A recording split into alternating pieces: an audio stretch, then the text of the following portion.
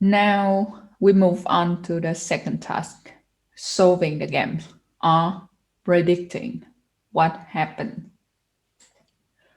One concept towards that end is Nash equilibrium.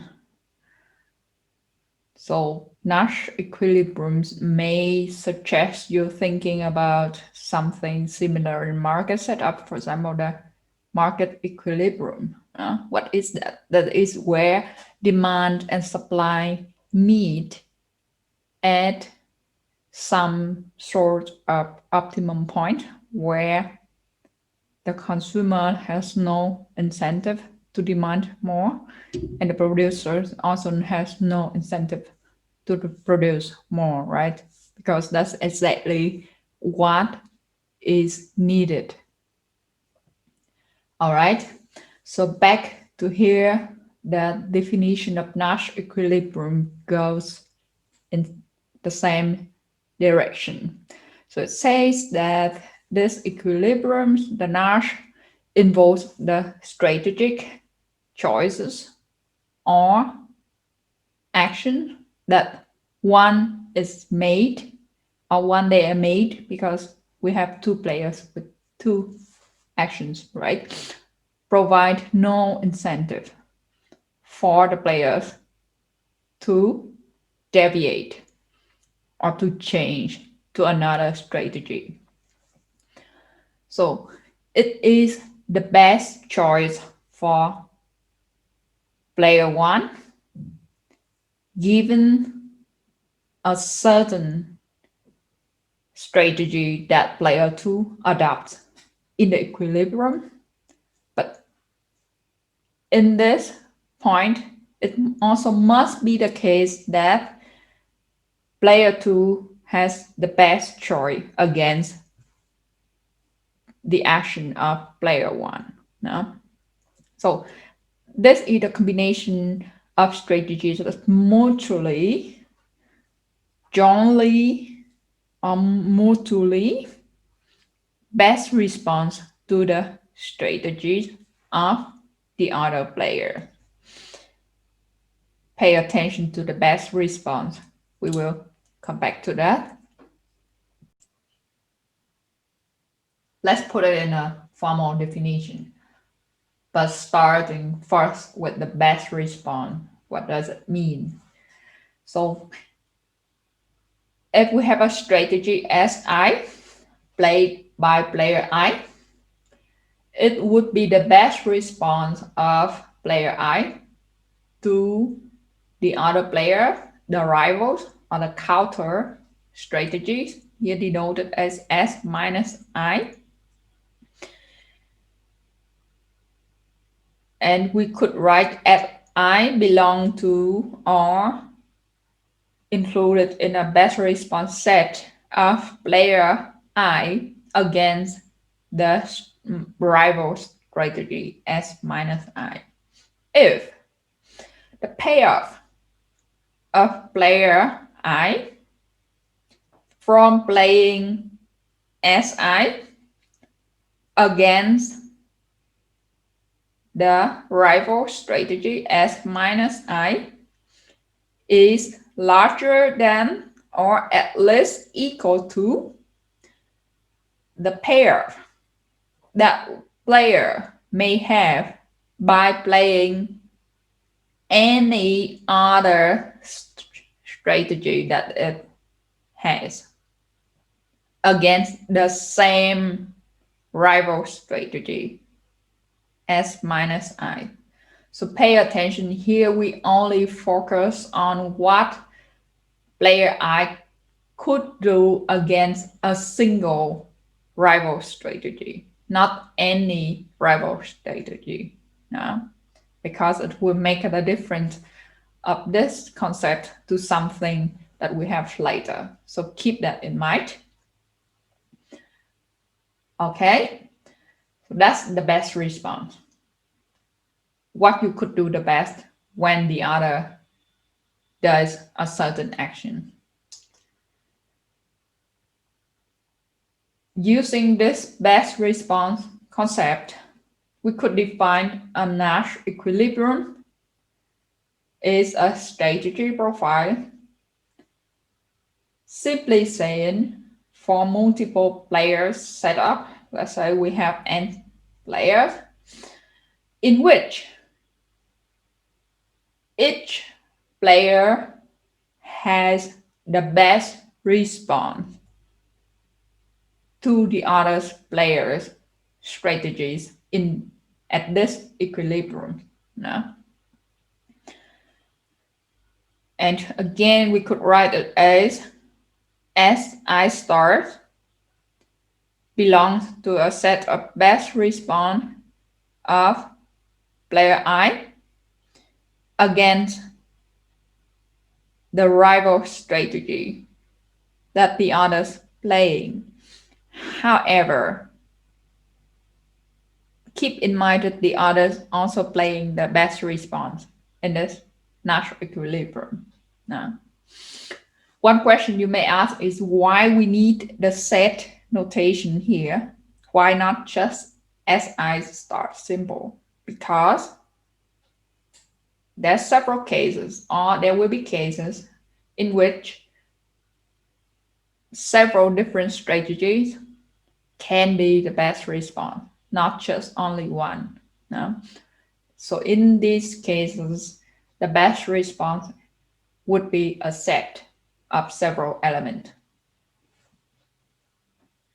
It's a little bit abstract with all kind of notation and confusing wordings because it's like I know what you know, what I know, and so and so and so in strategic behavior, right? But when it comes to example, it will get somewhat clearer for you, so no worry. Let's put it down to a two-player game to make it somewhat simpler for us at this stage. So in a two-player game, a scenario F1 start and S2 start is a Nash equilibrium if player 1 earns the pair Q1 by playing S1 start. That pair must be higher than the pair he or she may earn from playing any other S1 strategy within her or his set of possible strategy, right? And against the strategy of player 2. However, it must be also the same for player 2. That means the strategy that he or she plays in this scenario must also be the best one that he or she could do against the equilibrium strategy at one start of player 1. Okay, so I guess here is already confusing enough for you to question, okay, so the egg or the chicken was first, right? How do we know how should one player react? So this is actually the limitation or the drawbacks of the Nash equilibrium, that first of all, there may be multiple Nash equilibria. There may be many situations, scenarios, where both players have no incentive to deviate even with different courses of actions. Then in that case, it's not clear which one will be the most likely to happen. That's the first drawback. The second one is, like I said, chicken and egg. How do I, as a player, choose my best response then if I don't know what the other will play, right? So it's rather unclear. However, as we come along next week, you will see that still there are some useful applications of this Nash equilibrium, which make it very popularly applied in many setups. So don't hate it yet at this stage, okay?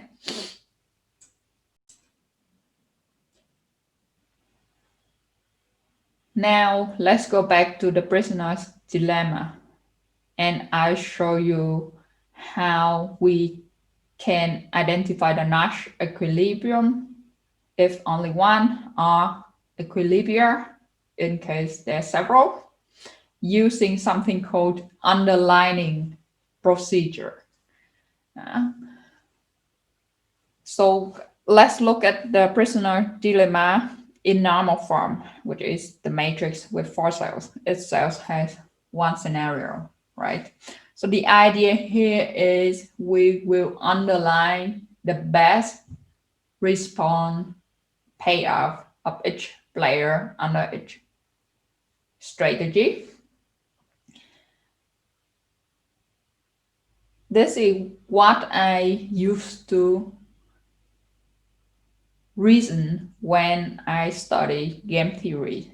So the point is you have to put yourself in the shoe of each player, think from his or her perspective about his or her rival's strategy. For example, now I imagine myself as suspect 1, right? I know that I have 2 strategies, think and silent, but I save it a bit for later.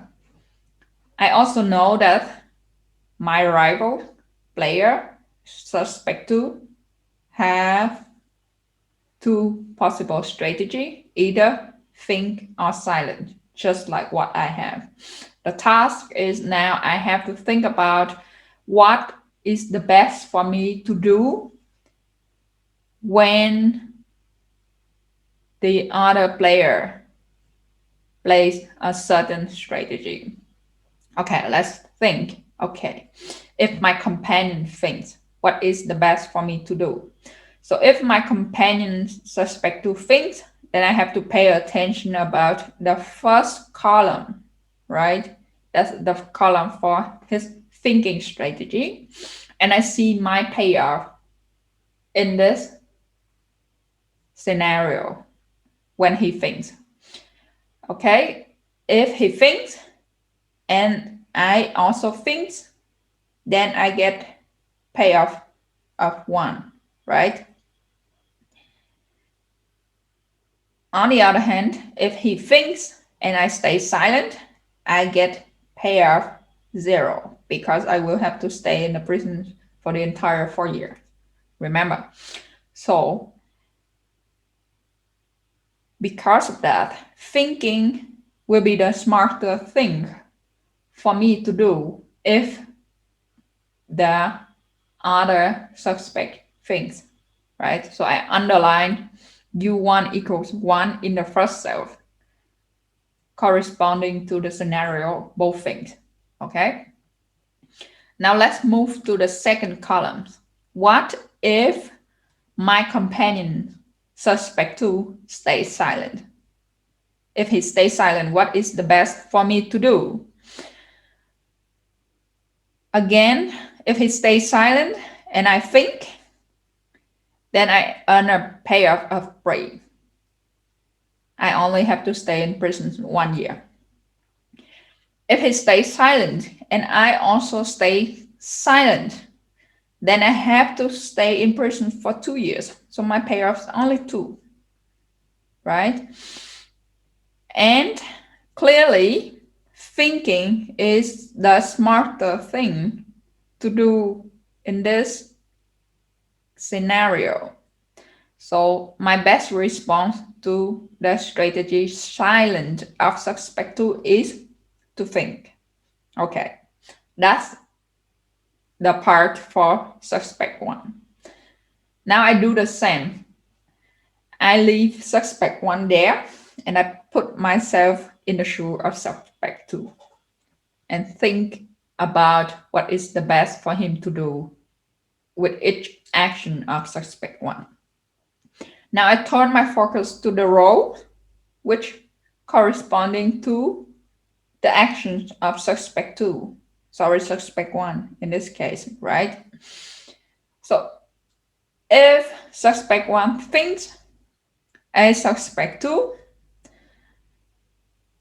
I earn one if I also think, or I earn nothing if I stay silent. Therefore, the best response of me against the strategy thinking of suspect one is also to think. So I underline the payoff in this cell, to think. Think, right? On the other hand, if suspect one stays silent, and then I think, I will earn 3. But if I stay silent also, I will earn only a payoff of 2. So thinking will also be a wise thing to do for me as suspect 2. Okay, now we're through with identifying best response of each player against the strategies of the other player. Where's the Nash equilibrium?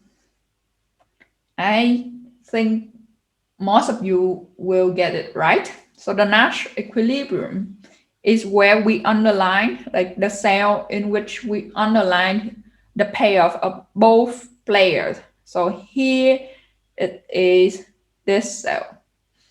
It is the scenario in which both suspects think. Okay?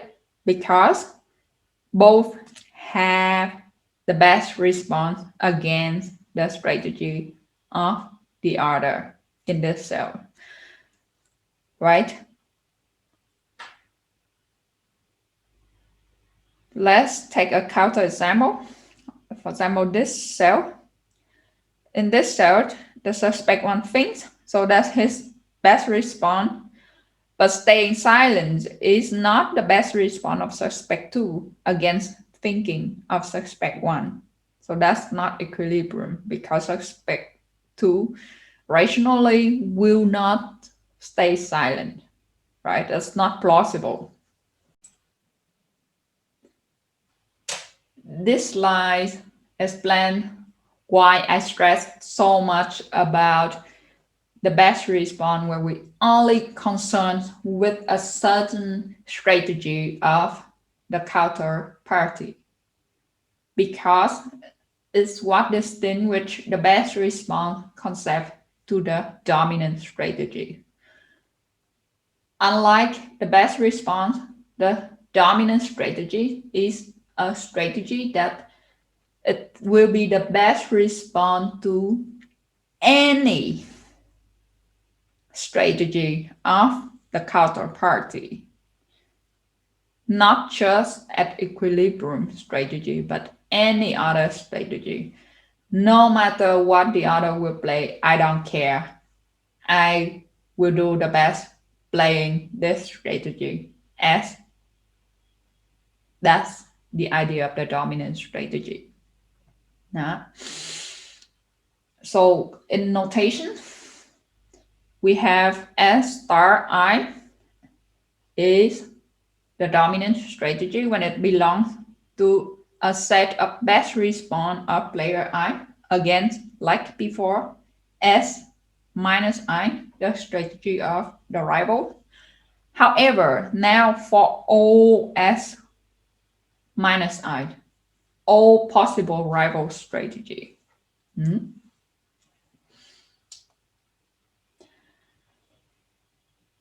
If we go back to the prisoner dilemma in the previous slide, we see that thinking is a dominant strategy for both players in the prisoner's dilemma. So let's go back quickly to make it clear to you now.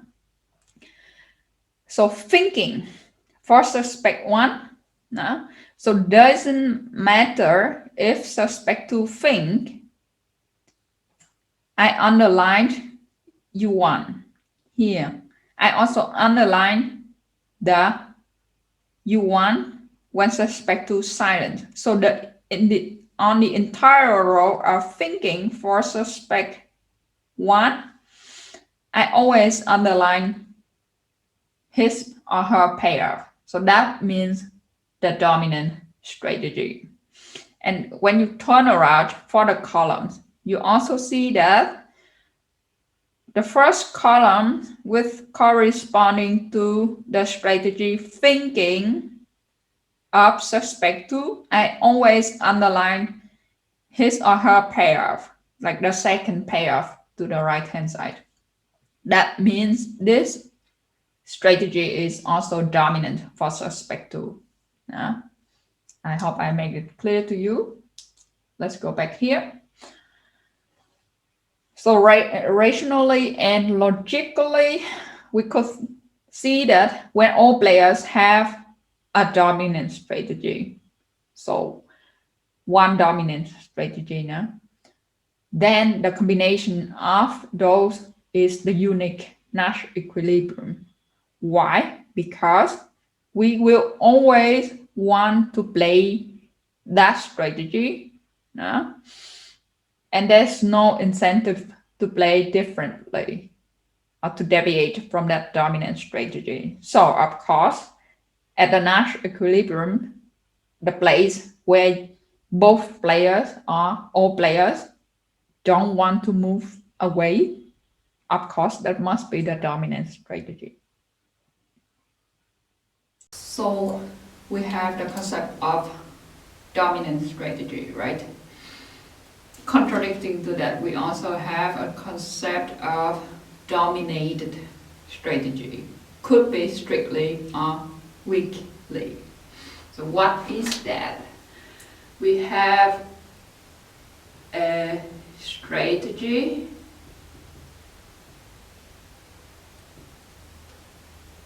SI is strictly or weakly dominated strategy if, here's the formal definition, the pair of player I, the player who owns this strategy now, his pair from playing SI against the strategy S minus I of the counterparty or the rival player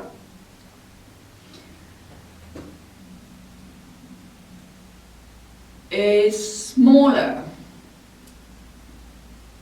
or that is the strictly in the case of the weakly is smaller or equal, then the pair he or she could earn from playing another strategy SI prime against the same rival strategy. I make a mistake, not the same. No. With every rival strategy as, minus I.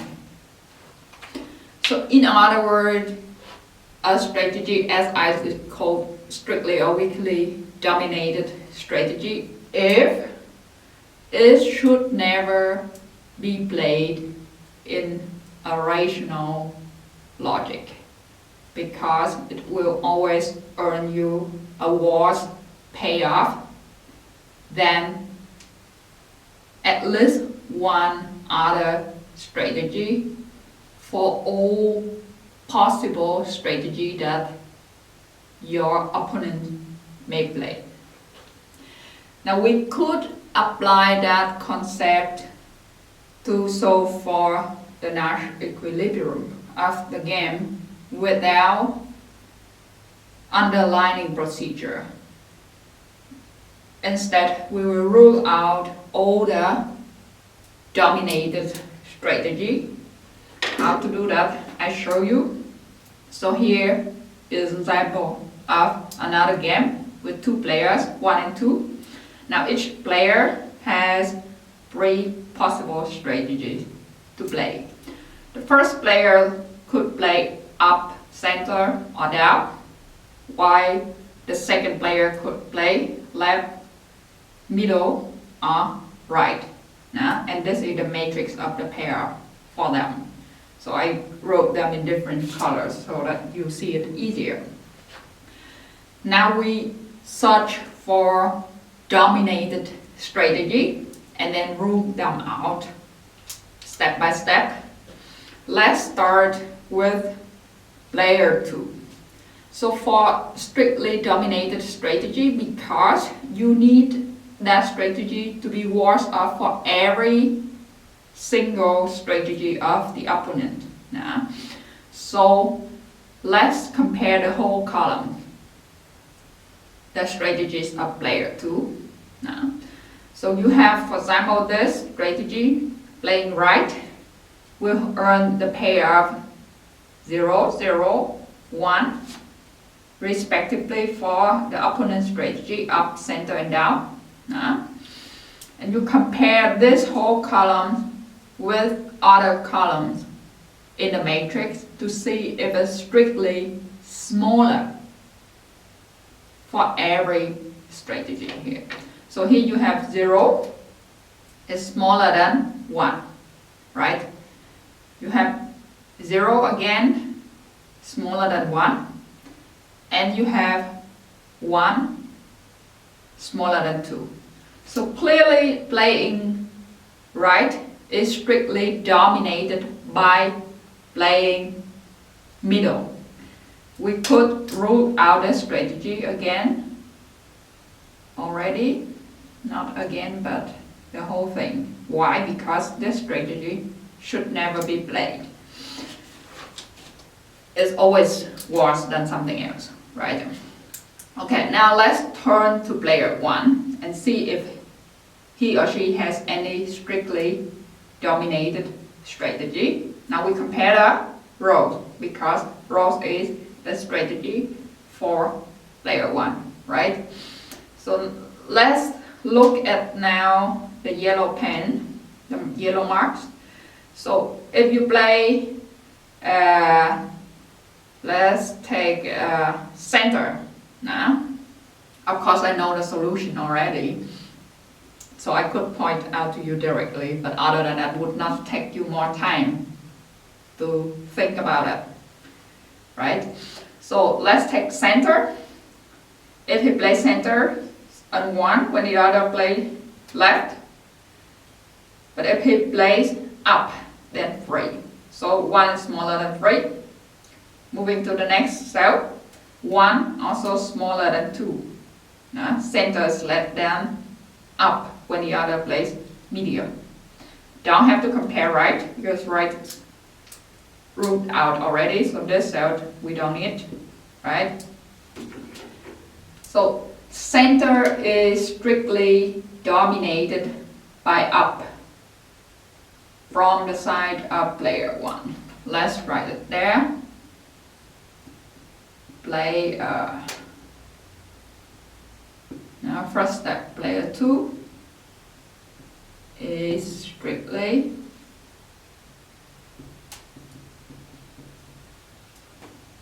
dominated by middle, right? Second step for player 1,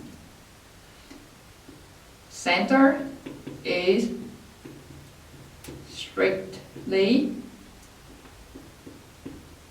dominated by up, right? So now we only have 4 scenarios left.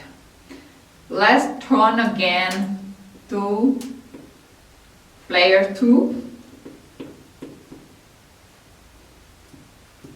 and compare the 2 remaining columns.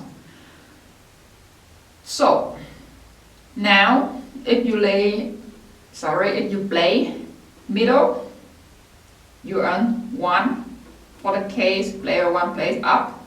But if you play left, then you earn 0. So left seems to be less favorable than medium. How about the case the other play down?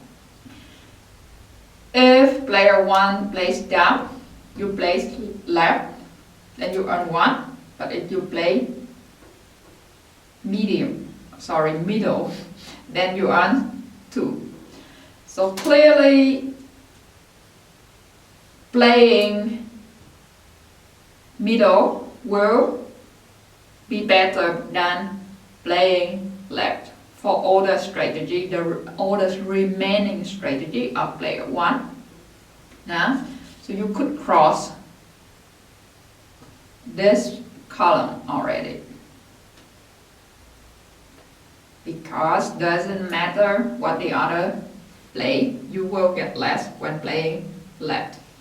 So L is strictly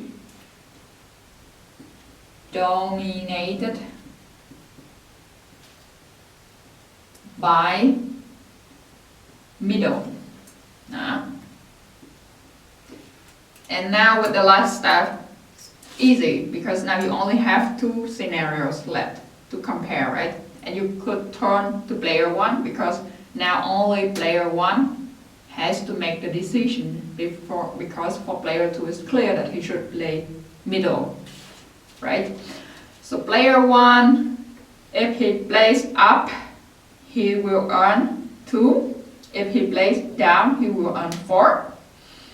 Consequently, he will play down. So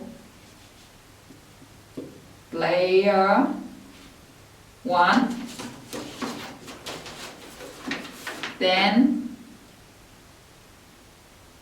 up is strictly, it got a little bit packed over here, but it's fine, dominated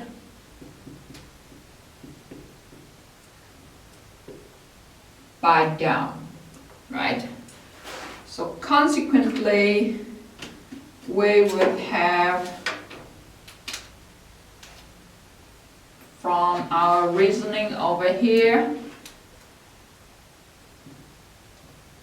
down and middle is the Nash equilibrium of this game. You could verify it again by the underlining procedure to see it is the same. So this is another way you could use to solve the game, whichever works better for the way you reason. Another example of the simultaneous moving game. It's called Battle of the Sexes. Here's the story. The husband and his wife planning for an evening out.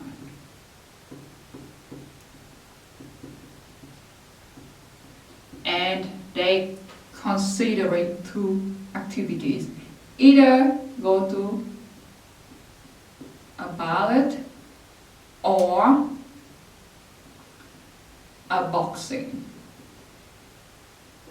match, right?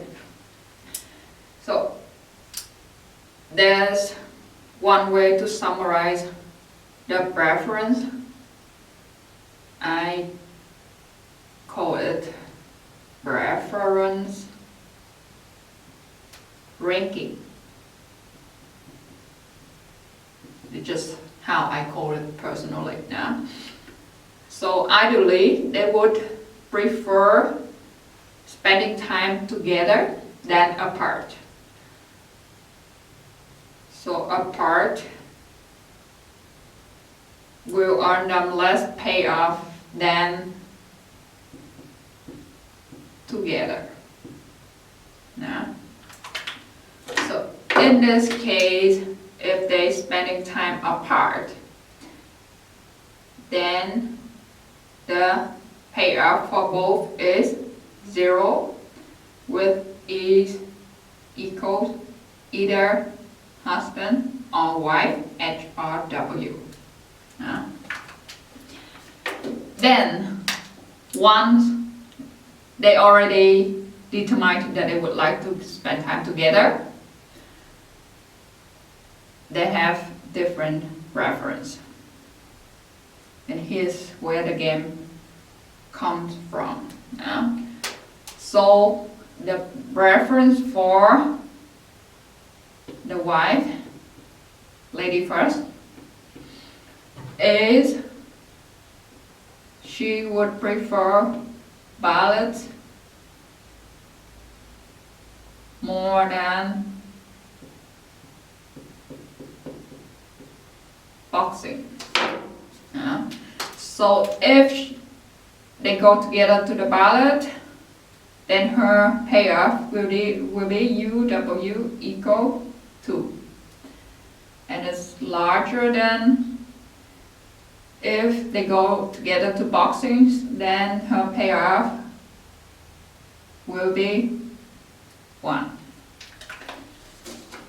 On the other hand, the husband prefer boxing more than ballet.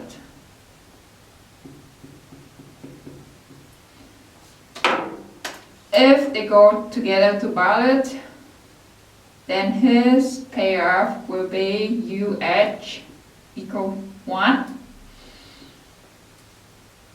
which is, sorry, wrong side, smaller than the payoff he would have when going to boxing with his wife though.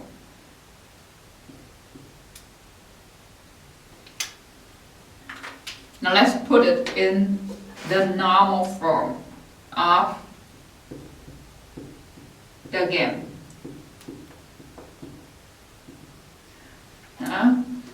So we have 2 players. Each player has 2 strategies. So pretty similar to the prisoner's dilemma, we have 4 scenarios.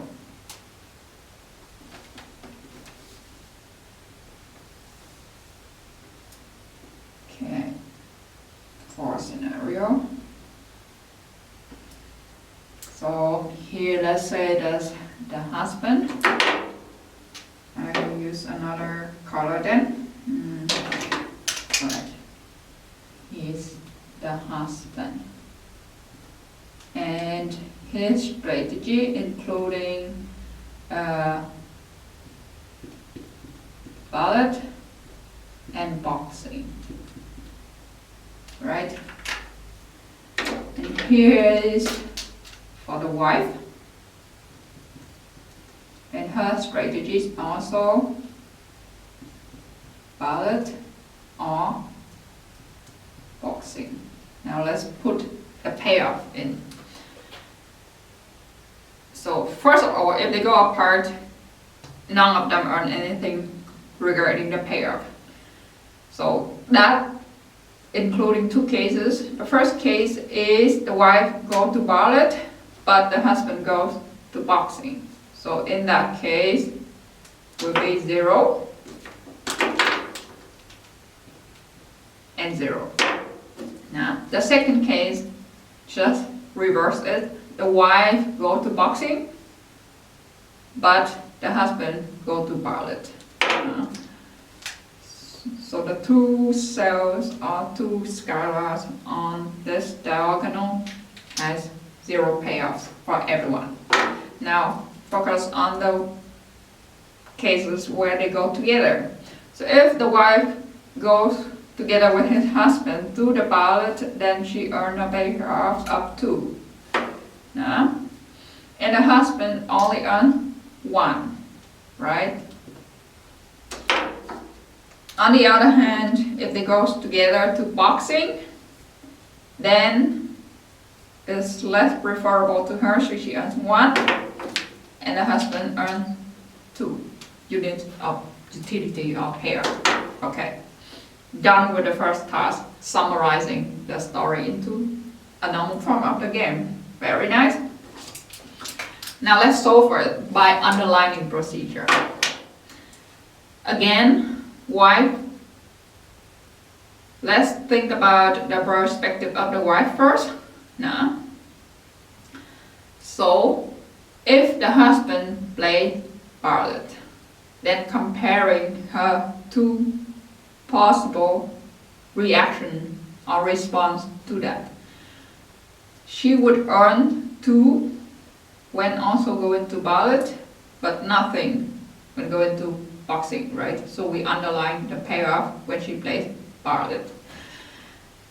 And then if the husband plays boxing, she would anyhow join him, or not place, but going to see boxing. Join him because 1 is better than 0. So we're done with the wife.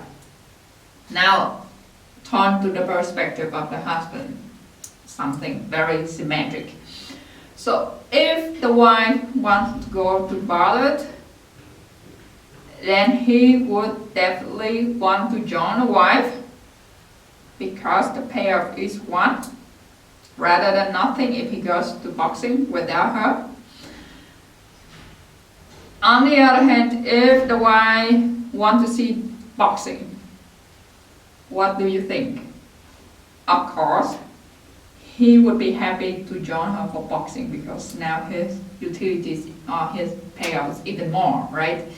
And that makes no sense now that he wants to go to ballot. Okay? So we're done with underlining procedure. What do you see? So it turned out that this game has 2 Nash equilibria. Right? Ballot, both go to ballot, or boxing, both going to see boxing match. And that is the case. However, is there any way to decide now which option to go if we have 2 equilibria, which will happen more likely? No, we cannot say. And that's the limitation of the Nash equilibria, as we said on the slide, right? However, when we move on to next week, we will see that in a slightly different setup, there may be a way to solve this puzzle. Now let's apply game theories to the famous rock, paper, scissors game. A bit more complicated because we have more strategy. I'm sure many of you have played this at least one before. And it could be played by multiple players at the same time, right? But for now, let's keep things a bit simple. And then later, if you're interested in it, you could also set up the game for more players by yourself, like a way of training your mind, right? So here, the payoff are symmetric for both players.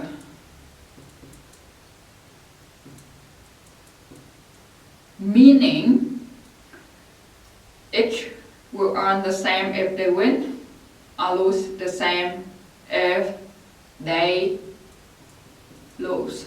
So payoff is 1 if they win. The loser get -1. And in case of tie, both give the same strategy, then both get 0.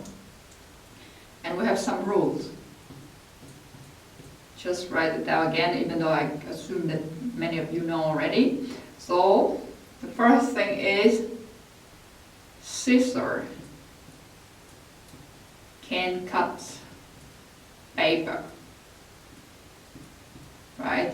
Second, paper cover rock. And finally, rock can break scissor. Okay, let's set up the matrix of payoff over here. So we have now not 4, but 3 times 3, that is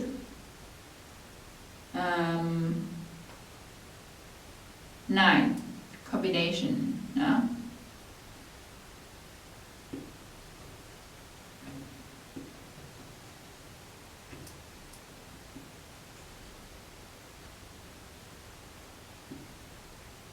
Okay. So I have the first player, player A. Doesn't work.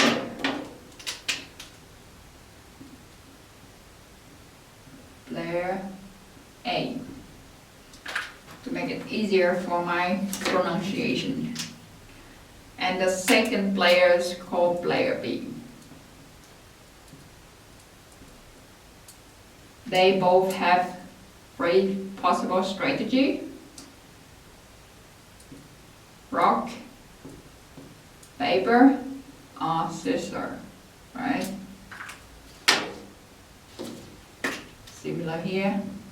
Rock, paper, scissor. So the thing is,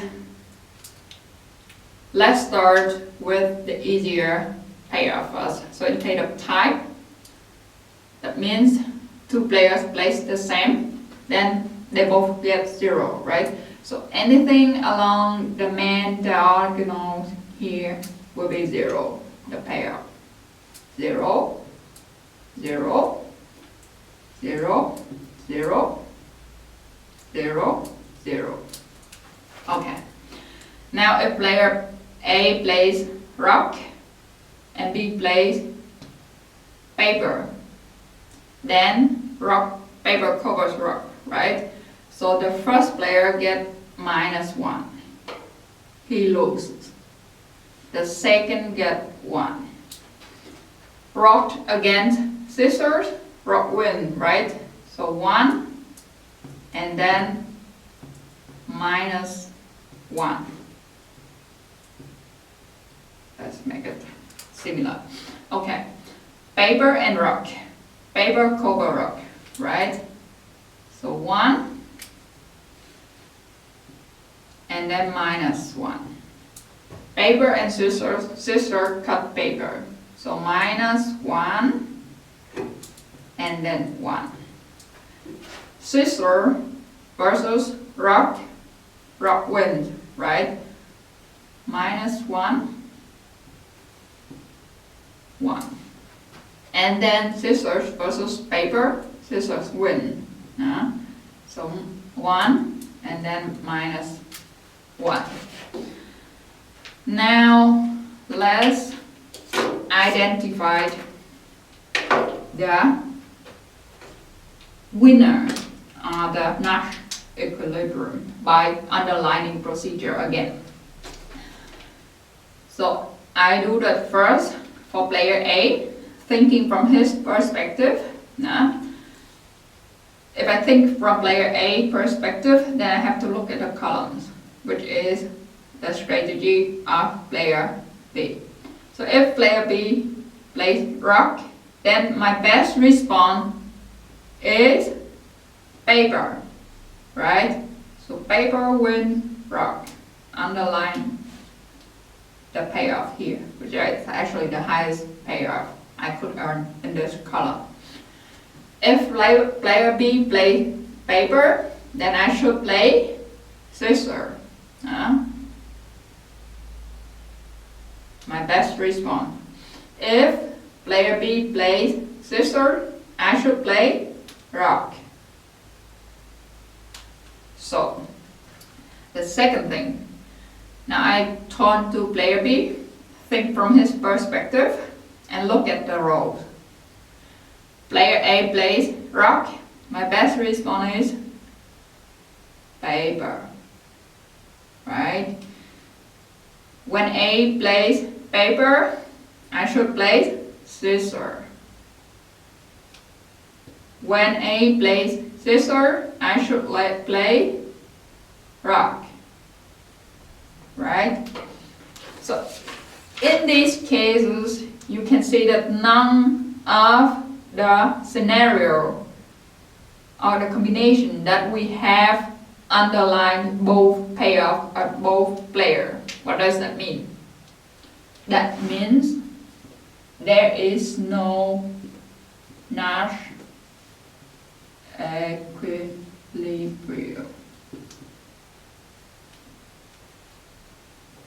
in this game, because each player will have the incentive to deviate from the situation. Let's take the case where player 1 plays rook, but player B plays paper. So if I'm player A and I know that player B will play paper, then I would not play rook. I would rather deviate and play scissor to win over, right? Yeah, so there is no way to match them, like their best response in this case. And that is the second thing, the second limitation of Nash equilibrium that we set. Player just simply don't know what the other's playing, and it's hard to decide, right? So these things about no Nash equilibrium or too many Nash equilibria, how to analyze or to predict the outcome of the games, we will talk about next week.